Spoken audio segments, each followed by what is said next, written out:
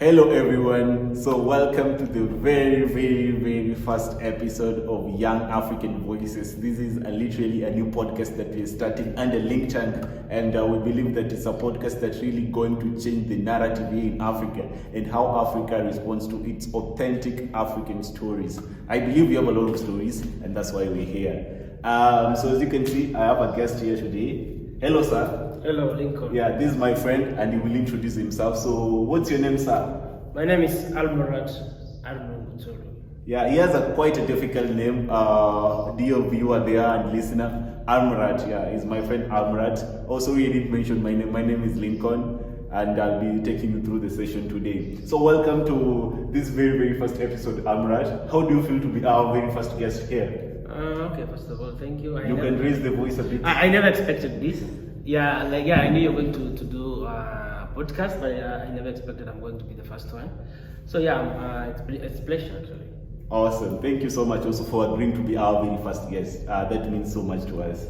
So Amrat, as I know, you are a person with a story. You have a very interesting story, a very intriguing story as yourself. Your life journey is nothing but exciting from what you've told me in person, and I think that's why we brought you here, because I know your story can be used to motivate someone out there who's watching us today or listening us today.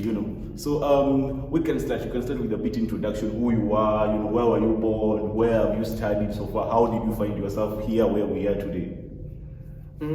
As I said, my name is Almarat. Yes, I'm originally from Sudan. So that's where I was born. So I think we all know Sudan. It's one of the unstable countries in Africa. Even currently, there's no recognized government as we talk now.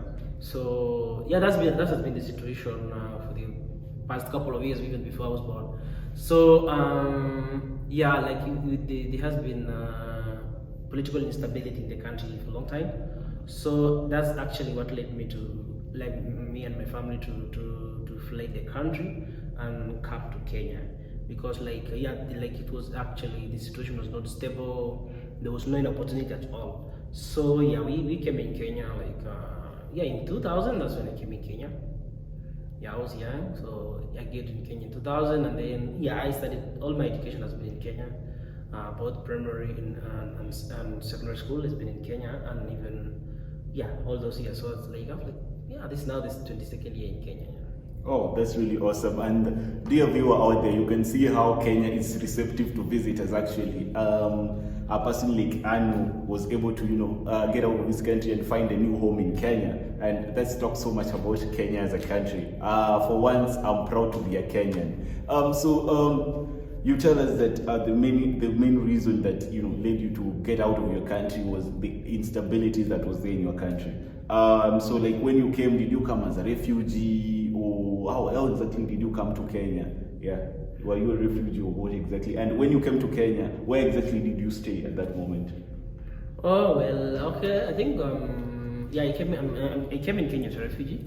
So I stayed in the northern part actually. The northern part of Kenya. I think we call it Turkana.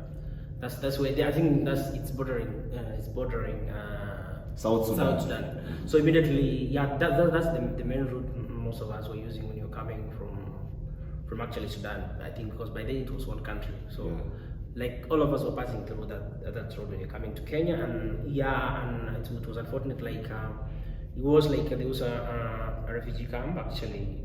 Nearby. Which one are you talking about? The Kakuma refugee camp? Kakuma refugee camp is just near the border. So once you come from the country, you're received by UNHCR, and that's where you settle actually. So when you go to Kenya, you actually resided at Kakuma refugee camp in Turkana. Yeah. So for how long were you at Kakuma? Yes, I think for the time. I didn't settle in Kakuma first. I stayed there's a town near Kakuma. So I actually took my primary education there, and then also my high school education. But immediately, but I've been staying in Kakuma because I just go wherever I want. So it's been quite. I think from 2006. You've been a member of Kakuma. Yeah, because I remember we didn't go to the camp immediately. I think 2000 until 2006. That's when you got into the camp. But you are living around Kakuma area. Yeah, it's nearby. Yeah.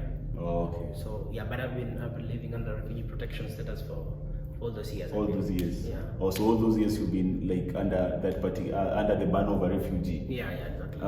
That's very informative. So as I know, you are one person who's very ambitious. So you went a lot. I know very well that even the many other guys you came to Kakuma with when you're very young, probably most of them never went on with the education. So what is this one thing that motivates you to continue working hard and hard and hard, that even today we can be with you here?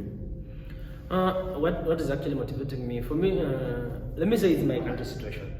That has been a motivation for me, because it's not a good situation, but it kind of motivates me, because okay, while I in Kenya stay with my mom, but my dad is in Sudan, so I'm still connected. Like we still connected. Like he tells me, like, let me see how the situation is, the challenges. So that has been like a motivation to me. Like I always wanted to improve the situation. So it's actually acted as let me say motivation to me. So it prompted me to work hard, because, for example, I think because of the instability, most of the areas in Sudan are not developed, let me say. So I come from one of those areas, because with the instability there's no growth thing. So the challenges in those areas kind of acted as a motivation to me, like to have to work hard, so that I become successful and also contribute towards solving the problems in my country. Yeah. Oh, okay, that's awesome, bro. And I'm feeling very motivated today with that particular story. And I know anyone out there who's watching this thing, anyone out there who's listening to this podcast, there is nothing that you can get here apart from this particular good story that my brother Almarat is telling us today. And for your information, Almarat here is among the group of the very few Africans who managed to get admission to the African Leadership Academy, which actually recruits only top talents. So that one tells you more about him. So let me ask him about his journey to ALU. How was your journey to ALU? How did you know about ALU? And then what made you choose ALU and not any other school? Well, okay. Honestly speaking, I never knew ALU. I knew ALU September last year when I started the application. So September 2021. 2021. That's when I knew ALU. So actually, as I said, like I always have this motivation. Like I need to work hard in life, so that let me say I can be successful and contribute back to solving my country. So one way of doing that, I always knew, is like studying hard, going to university level, and then having a successful career. So yeah, it was last year when I was looking for scholarship, because most of the time, let me say the average cost of studying university in Kenya is $10,000. Like for the 4 years for you to complete, it's $10,000. So most of the time, for refugees, the situation in home is not good. Like your parents don't have good jobs, the business are not going well. So you find it's very hard for the parents to pay for your university education, because it's kind of expensive, So I was looking for scholarship. So yeah, I went online to look for scholarships, and then of course you get different categories: scholarships outside Africa and in Africa. And then I went, of course, Africa, and then that's when in fact they say this ALU, and then International Wonder Operations. Then I said, okay, let me look at ALU. What is ALU first? Because I didn't know. And then from the word leadership, African Leadership University, I think the name suggests a lot.